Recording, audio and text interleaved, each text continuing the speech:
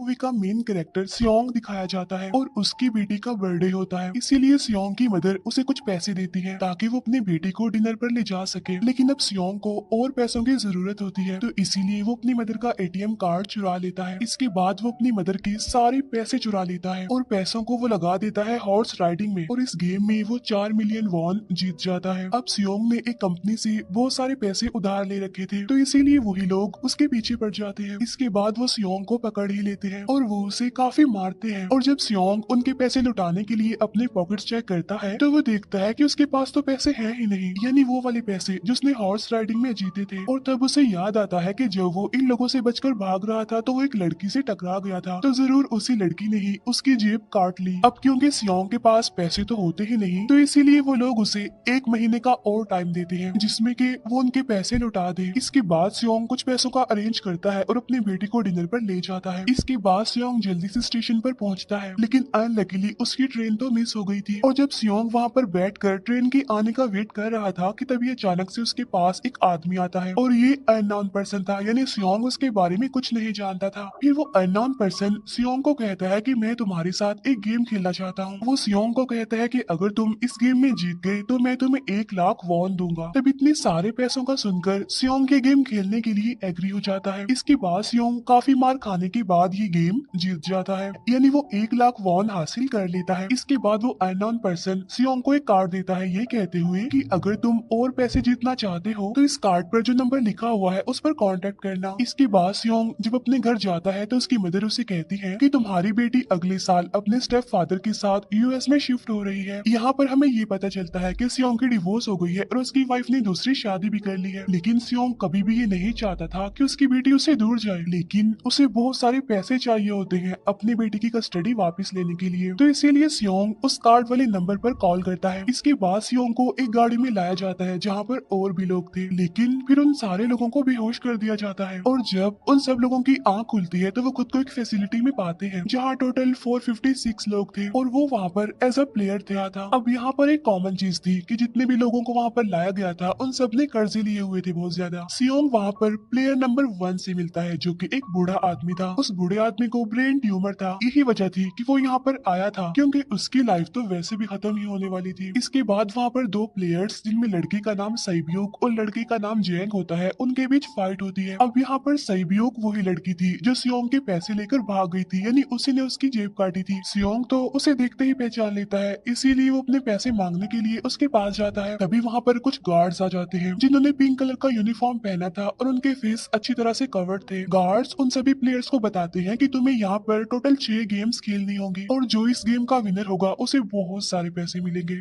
इसके बाद उन सबसे एक कॉन्ट्रैक्ट पर साइन करवाया जाता है और इस कॉन्ट्रैक्ट के 3 मेन रूल्स थे। पहला रूल ये कि कोई भी प्लेयर अपनी मर्जी से गेम को छोड़कर नहीं जा सकता। दूसरा रूल ये होता है कि जो भी प्लेयर खेलने से मना करेगा तो उस प्लेयर को एलिमिनेट कर दिया जाएगा। गेम का तीसरा रूल ये था कि अगर मेजोरिटी इस गेम को खेलना नहीं चाहती तो वो इस गेम को छोड़कर जा सकते हैं। इसके बाद उन सबको गेम के लिए ले जाया जाता है। अब यहाँ पर सियोंग अपने क्लासमेट सैंगवू से भी मिलता है जो कि उसे बचपन से जानता था। सियोंग उसे वहाँ पर देखकर काफी हैरान होता है क्योंकि वो तो किसी बिजनेस के लिए आउट ऑफ कंट्री चला गया था। अब पहले गेम के लिए वहाँ पर एक काफी बड़ी डॉल थी और इस गेम का रूल काफी सिंपल था और वो ये था कि डॉल जब भी गाना गाएगी उन सबको आगे बढ़ना है और जैसे ही वो गाना गाना बंद करेगी तो उन सबको रुक जाना है और मूव नहीं करना है, और अगर कोई हिल गया तो उसे एलिमिनेट कर दिया जाएगा। अब स्टार्टिंग में तो ये सब कुछ उन्हें किसी प्रैंक की तरह लग रहा था, लेकिन जब एक लड़का हिल जाता है तो उसे शूट करके मार दिया जाता है और यही होता है एलिमिनेट का मतलब, यानी उन्हें मार दिया जाएगा। अब ये देखकर वो सारे लोग काफी घबरा जाते हैं और उन्हें पता चल चुका था कि वो खतरे में है, इसीलिए लोग डरते हुए पैनिक करते हुए इधर उधर भागने लगते हैं। लेकिन अब क्योंकि गेम का रूल था इसीलिए जो भी हिलता है उसे मार दिया जाता है और जितने भी सर्वाइवर होते हैं वो किसी न किसी तरह इस गेम को कंप्लीट कर ही लेते हैं। लेकिन जो लोग मर जाते हैं उनकी डेड बॉडीज को वहां से ले जाया जाता है और अब 456 प्लेयर्स में से सिर्फ 255 ही रह गए थे। अब क्योंकि वो सारे प्लेयर्स इतना ज्यादा डर जाते हैं कि अब कोई भी गेम खेलना नहीं चाहता था। लेकिन जैसा कि रूल नंबर 3 था कि अगर मेजोरिटी चाहे तो वो ये गेम स्किप कर सकती है, तो इसीलिए उनका लीडर यानी फ्रंटमैन वोटिंग करवाता है। लेकिन इससे पहले उन्हें प्राइम प्राइज मनी दिखाई जाती है, यानी जो विनर को मिलेगी। लेकिन इन केस अगर कोई गेम को छोड़कर चला जाएगा तो ये सारे पैसे मरे हुए प्लेयर्स की फैमिलीज को मिल जाएंगे। और ये prize money total 45 billion won होती है। इसके बाद वोटिंग करवाई जाती है, जिसमें मेजोरिटी इस गेम को खेलना नहीं चाहती थी, तो इसीलिए गेम को यहीं पर स्टॉप कर दिया जाता है। लेकिन अगर कभी फ्यूचर में वो लोग चाहें तो इस गेम को रिज्वाइन कर सकते हैं। इसके बाद सभी लोगों को उनके घरों पर छोड़ दिया जाता है। नेक्स्ट डे सियोंग पुलिस स्टेशन जाता है और वहाँ पर वो पुलिस को सारी बात बता देता है। लेकिन उन लोगों को सियोंग की बातों पर यकीन नहीं होता और उल्टा वो लोग उसे पागल समझने लग जाते हैं। इसके बाद सियोंग उन्हें वही वाला कार्ड दिखाता है, लेकिन हैरान कर देने वाली बात तो ये है कि उस पर जो नंबर था वो रॉन्ग था। इसके बाद सियोंग जब घर जाता है तो उसकी मदर वहाँ पर नहीं होती। उधर सियोंग का क्लासमेट सेंगवू अपनी मदर को छुप कर देख रहा होता है और तभी वहाँ पर सियोंग भी आ जाता है। यहाँ पर सेंगवू अपसेट होते हुए सियोंग को बताता है कि मेरे ऊपर 6 बिलियन का कर्ज है, वो गए। और तभी सियोंग के पास हॉस्पिटल से कॉल आती है। सियोंग की मदर का पाँव काफी इंजर्ड था, लेकिन डायबिटीज का ट्रीटमेंट ना होने की वजह से उनकी चोट और ज्यादा बढ़ा। लेकिन इस ऑपरेशन में बहुत सारे पैसे लगने वाले थे, लेकिन जाहिर सी बात है सियोंग के पास इतने पैसे तो होते नहीं। इवन उसने तो अपनी मदर के इंश्योरेंस के पैसे भी उड़ा दिए थे। तब इसीलिए सियोंग पैसे मांगने के लिए अपनी वाइफ के पास जाता है, लेकिन उसकी वाइफ उसे पैसे देने से इनकार कर देती है। फिर उसकी वाइफ अपने हस्बैंड को बताती है कि सियोंग आया था पैसे मांगने के लिए, और तभी उसका हस्बैंड सियोंग को पैसे देने आता है। साथ साथ उसे ये भी कहता है कि मेरी फैमिली से दूर रहो। लेकिन सियोंग उसे मारने लगता है और तभी उसकी बेटी भी वहाँ पर आ जाती है। इसके बाद सियोंग का एक फ्रेंड अपने बॉस के पास पैसे मांगने जाता है, लेकिन उसका बॉस उसे पैसे देने से मना कर देता है, तो इसीलिए उन दोनों के बीच फाइट होने लगती है। इस फाइट के दौरान उसके बॉस का हाथ मशीन में आ जाता है, तो मौके का फायदा उठाकर सियोंग का फ्रेंड पैसे लेकर वहाँ से भाग जाता है। फिर इसके बाद सियोंग का फ्रेंड अपने घर आकर अपनी वाइफ को कहता है कि पहली फ्लाइट लो और जाओ यहाँ से। इसके बाद सईब्यूक एक एजेंट से मिलती है, क्योंकि उसने अपनी मदर को नॉर्थ एरिया से साउथ एरिया में लाना था। सईब्यूक वही लड़की जिसने सियोंग की जेब काटी थी, लेकिन यहाँ अपनी मदर को लाने के लिए सईब्यूक को बहुत सारे पैसों की जरूरत थी। अब सईब्यूक का एक छोटा भाई भी होता है, जिससे उसने प्रॉमिस किया होता है कि मैं मदर को जरूर ले आऊंगी। इसके बाद हमें एक ऑफिसर दिखाया जाता है, और इस ऑफिसर का भाई कुछ टाइम से मिसिंग था, इसीलिए वो ऑफिसर अपने भाई के घर जाता है, जहाँ उसे पता चलता है कि उसका भाई तो पिछले कुछ दिनों से अपने घर पर भी नहीं आया। और जब वो ऑफिसर घर को चेक कर रहा होता है तो उसे एक कार्ड मिलता है वहाँ पर, और इस ऑफिसर ने सेम ऐसा ही कार्ड पुलिस स्टेशन में सियोंग के पास भी देखा था, तो इसीलिए वो ऑफिसर सियोंग के पास जाकर उससे इस बारे में पूछता है, लेकिन सियोंग उसे कुछ नहीं बताता। इसके बाद सियोंग जब अपने घर जाता है तो उसे वो कार्ड दोबारा मिल जाता है वहाँ पर। अब सियोंग डिसाइड करता है कि वो दोबारा से उस गेम को ज्वाइन करेगा, इसीलिए सभी प्लेयर्स को एक शिप के पास ले जाया जाता है। इधर ही वो ऑफिसर भी गाड़ियों का पीछा करते हुए उस शिप तक आ जाता है। वो एक गार्ड को मारकर उसे पानी में फेंक देता है। इसके बाद उन सभी प्लेयर्स को एक आइलैंड पर मौजूद फैसिलिटी में लाया जाता है।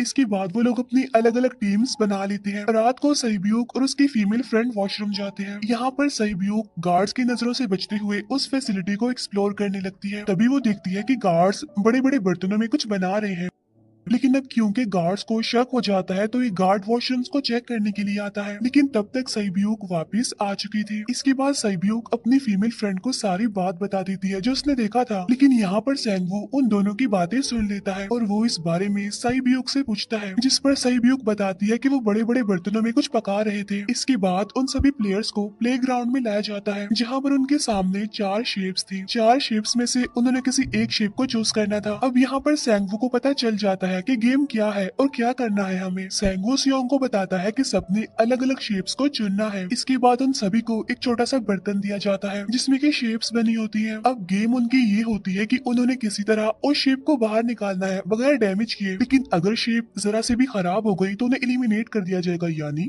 मार दिया जाएगा। अब यहाँ पर सेंगवू तो इजिली उस शेप को निकाल लेता है, लेकिन सियोंग इतना ज्यादा घबरा जाता है कि उसकी हालत खराब होने लगती है, लेकिन फिर वो किसी ना किसी तरह करके इस गेम को भी जीत लेता है। इसके बाद उन सबको वापस से रूम में लाया जाता है। अब यहाँ पर 187 प्लेयर्स वापस आए थे, जिनमें से अब सिर्फ 108 ही रह गए थे। इसके बाद उन सबको खाने के लिए ले जाया जाता है, लेकिन खाने की वजह से जैंग की एक लड़के से फाइट हो जाती है, जहाँ पर जैंग उस लड़के को इतना ज्यादा मारता है कि वो मौके पर ही मर जाता है। इधर ही हम देखते हैं कि उन प्लेयर्स में से एक डॉक्टर होता है जो गार्ड्स के साथ मिलकर मरे हुए लोगों के ऑर्गन्स निकाल कर उन्हें चाइनीज को बेचने का काम करता है। इसीलिए जब भी डेड बॉडीज को ले जाया जाता है तो वो डेड बॉडीज को गायब कर लेते हैं, क्योंकि ये सब कुछ एक प्लान के अकॉर्डिंग चल रहा था, क्योंकि ये सारा कुछ फ्रंट मैन से छुप कर हो रहा था। यही वजह थी कि कंट्रोल रूम में भी उन्होंने अपना ही एक आदमी बिठाया हुआ था जो कि उन लोगों की सारी वीडियो फुटेज डिलीट कर देता था, और गार्ड्स तो डॉक्टर को गेम के बारे में पहले ही बता देते थे ताकि वो सरवाइव कर सके। यहाँ पर एक गार्ड उसी प्लेयर डॉक्टर को बताता है कि आज हमने प्लेयर्स को जानबूझकर खाना कम दिया है ताकि वो आपस में लड़ने लगे, जिससे होगा ये कि सारे वीक प्लेयर्स गेम से आउट हो जाएंगे। साथ ही गार्ड डॉक्टर को अपनी अगली गेम के बारे में बता देता है। अब 30 मिनट के बाद वहाँ पर लाइट्स ऑफ होने वाली थी। अब यहाँ पर सैंगवू को पता था कि सियोंग की टीम जरूर कोई उल्टा काम करेगी, इसीलिए वो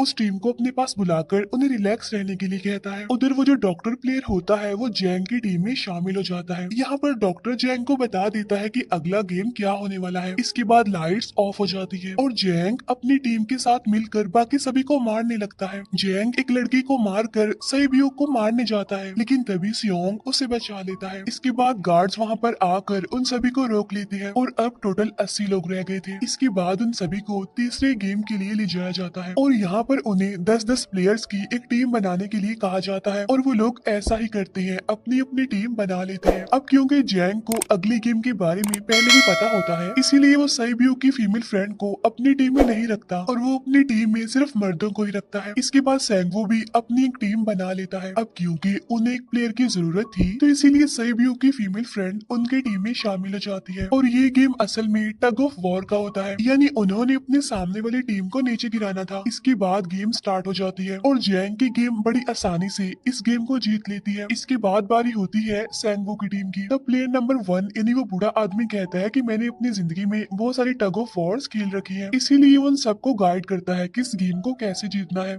तो इसीलिए वो लोग किसी न किसी तरह करके इस गेम को जीत जाते हैं। फिर दिखाया जाता है कि 30 मिनट के बाद दोबारा से लाइट्स ऑफ हो जाएंगी, जिस पर सैंगवू उन सबको कहता है कि रेडी रहना। तो इसीलिए वो डिसाइड करते हैं कि एक एक करके हम पहरा देंगे। अब जैंग की टीम में एक से बढ़कर एक चालाक प्लेयर था, तो इसीलिए जैंग को डर होता है कि कहीं उसकी टीम उसे ही साइड पर न लगा दे, यानी उसे ही अपने रास्ते से न हटा दे।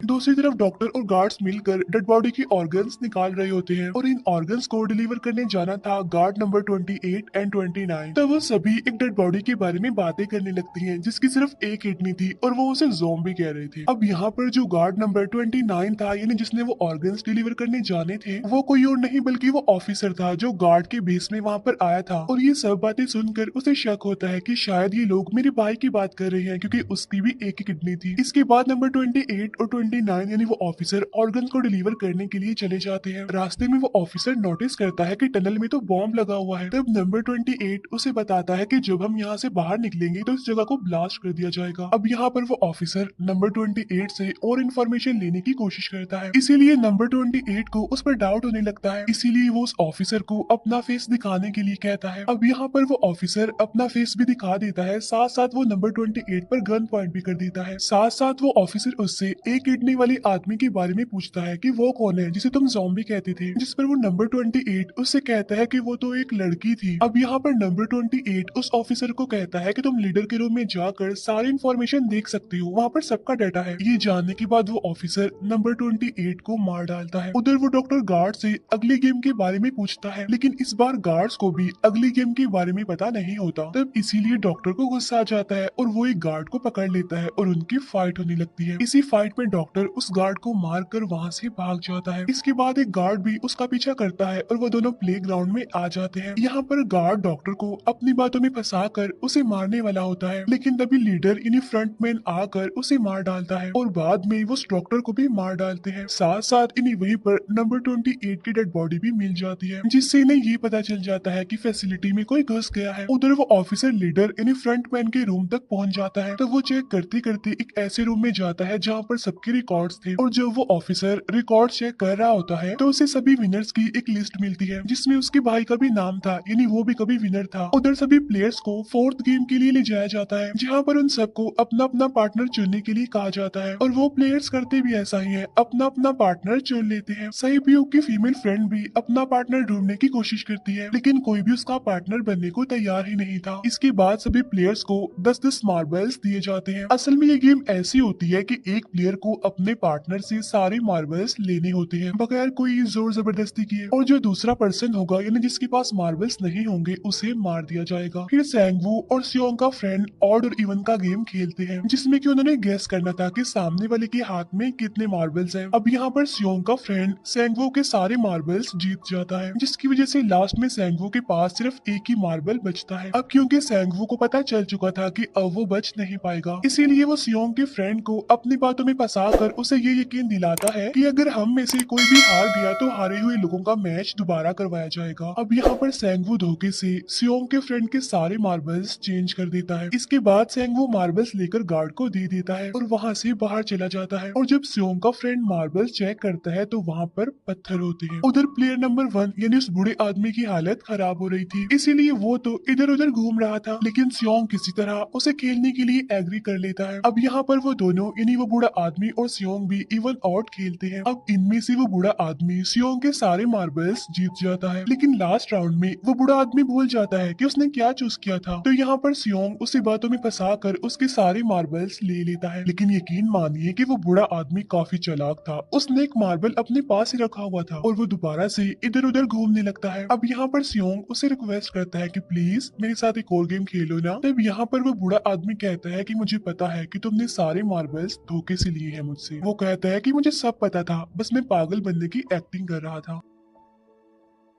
तभी ये सुनकर सियोंग को उस पर तरस आ जाता है और वो उसे ही सारे मार्बल्स दे देता है। उसके बाद सैब्यूक और उसकी फीमेल फ्रेंड भी गेम खेल रहे होते हैं। उनकी गेम ये होती है कि जो मार्बल्स को दीवार के ज्यादा करीब फेंकेगा वही जीतेगा। पहले सैब्यूक अपने मार्बल्स फेंकती है, लेकिन जब सैब्यूक की फ्रेंड की बारी आती है तो वो अपने सारे मार्बल्स फेंक देती है। लेकिन जब सैब्यूक ये देख लेती है तो वो अपने फ्रेंड को दोबारा फेंकने के लिए कहती है, जिस पर उसकी फ्रेंड कहती है कि नहीं सैब्यूक, मैं बिल्कुल अकेली हूँ, मेरे पीछे तो कोई भी नहीं है, लेकिन अगर तुम्हें कुछ हो गया तो ये अच्छी बात नहीं है, तुम्हारे पीछे तुम्हारा छोटा भाई है, तुम्हारा वेट कर रहा है वो। और इसी वजह से सैब्यूक की फ्रेंड को मार दिया जाता है। इसके बाद वो सब वापिस से रूम में आ जाते हैं। यहाँ पर जैंग देखता है कि सैब्यूक की वो वाली फ्रेंड तो अभी तक जिंदा है, जो कि बड़ी आराम से बैठी हुई थी, लेकिन अब क्योंकि उन दोनों के बीच किसी बात को लेकर क्लैश चल रहा था तो इसीलिए जैंग की वो फ्रेंड उसे बुली करने लगती है। इसके बाद फ्रंटमैन को एक डेड बॉडी के पास उस ऑफिसर का आईडी कार्ड मिल जाता है। तभी फ्रंटमैन को पता चलता है कि उसके सारे वीआईपीज आ चुके हैं, तो इसीलिए फ्रंटमैन उन्हें लेने के लिए चला जाता है। फिर सारे वीआईपीज को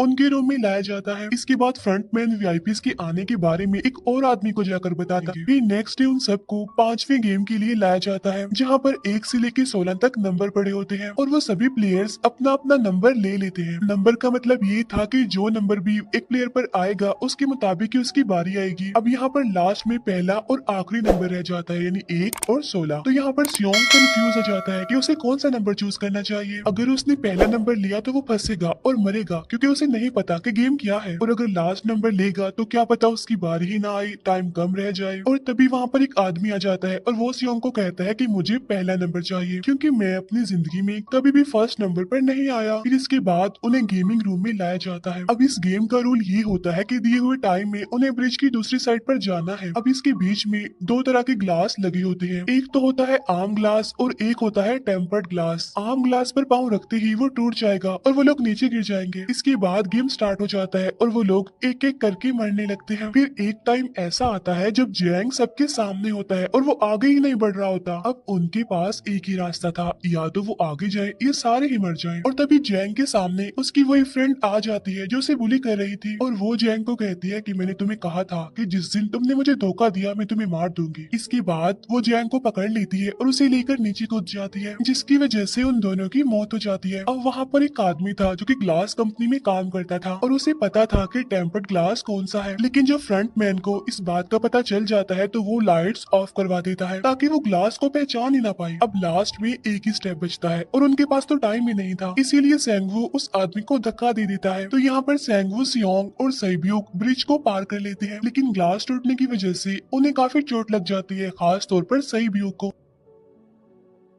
उधर उस ऑफिसर ने एक सर्वेंट को मारकर उसकी जगह खुद ले ली थी। अब एक वीआईपी को उस ऑफिसर पर शक होता है और वो उसे कहता है कि अपना मास्क रिमूव करो, लेकिन वो ऑफिसर कहता है कि ठीक है, लेकिन मैं अंदर जाकर अपना मास्क रिमूव करूंगा। इसके बाद वो ऑफिसर उस वीआईपी को लेकर अंदर चला जाता है। अंदर जाकर वो ऑफिसर उस वीआईपी को बेहोश कर देता है और इस बात का पता फ्रंटमैन को चल जाता है। इसीलिए फ्रंटमैन उसके पीछे जाता है और वो उस ऑफिसर को देख लेता है। इसीलिए वो ऑफिसर वहाँ से भागकर आइलैंड पर आ जाता है। फ्रंटमैन भी उसका पीछा करते हुए वहाँ पर आ जाता है। अब यहाँ पर वो ऑफिसर अपने सीनियर्स को कॉल करने की कोशिश करता है, लेकिन कॉल कट हो जाती है। फिर वो ऑफिसर उन्हें सारे सबूत भेजता है, लेकिन वहाँ पर नेटवर्क नहीं था। इसके बाद फ्रंटमैन ऑफिसर को पकड़ लेता है और उसे उनके साथ चलने के लिए कहता है, लेकिन वो ऑफिसर तो उस फ्रंटमैन पर गोली चला देता है। इसके बाद फ्रंटमैन अपना मास्क उतार देता है, तो वो ऑफिसर देखता है कि वहाँ पर कोई और नहीं बल्कि उसका अपना भाई है वो। इसके बाद ऑफिसर का भाई यानी फ्रंटमैन उसे शूट कर देता है और वो जाकर पानी में गिरता है। उधर ग्लास लगने की वजह से सईब्यू काफी इंजर्ड हो गई थी और उसका बहुत सारा खून भी बह रहा होता है। इसके बाद तीनों सर्वाइवर्स को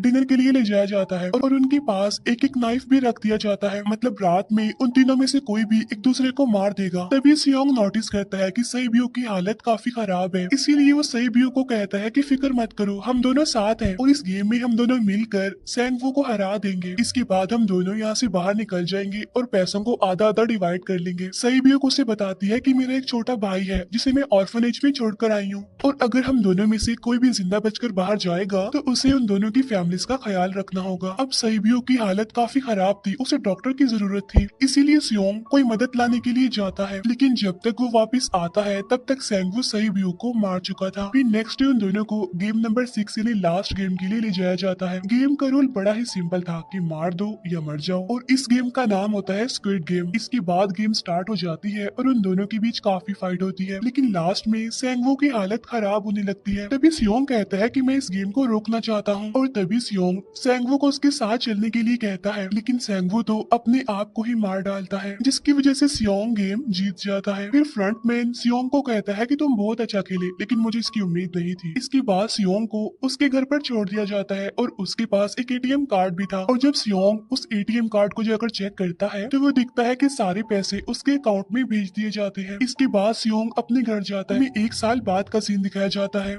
जहाँ पर हम देखते हैं कि सियोंग की हालत काफी खराब हो गई है, यानी वो काफी नशा करने लग गया है और उसने अब तक उन पैसों को हाथ तक नहीं लगाया। एक दिन एक फूल बेचने वाली औरत सियोंग के पास आती है और वो उसे सेम वैसा ही कार्ड देती है जिसमें एक एड्रेस लिखा हुआ था और फिर सियोंग उस एड्रेस पर जाता है जहाँ पर उसे पता चलता है कि ये सारा किया धरा किसी और का नहीं बल्कि उस बूढ़े का है, प्लेयर नंबर 1 का, और वो अभी भी जिंदा है। यहाँ पर वो बूढ़ा आदमी सियोंग को बताता है कि मैं अपनी लाइफ से बोर हो चुका था और ये सारी गेम मैंने अपने क्लाइंट्स के साथ मिलकर बनाई ताकि मैं लोगों को मरता हुआ देखकर एंजॉय कर सकूं, लेकिन हाँ, हमने किसी को मजबूर नहीं किया था ऐसा करने के लिए और मैंने गेम में इसीलिए पार्टिसिपेट किया क्योंकि गेम देखने से ज्यादा उसे खेलने में मजा आता है। वो कहता है जो पैसे तुम्हारे पास है वो मेरे ही हैं और ये कहते ही उस बूढ़े आदमी की मौत हो जाती है। इसके बाद सियोंग सईब्यू के छोटे भाई के पास जाता है और उसे लेकर वो जाता है सैंगवू की मदर के पास और वो सैंगवू की मदर को कहता है कि इस बच्चे का ख्याल रखना, साथ साथ वो उसे एक बैग भी देता है जिसमें बहुत सारे पैसे होते हैं। इसके बाद सियोंग स्टेशन पर जाता है जहाँ पर उसे वही अननोन पर्सन मिलता है जो कि उसे मूवी के स्टार्ट में भी मिला था। यहाँ पर सियोंग उसका पीछा भी करता है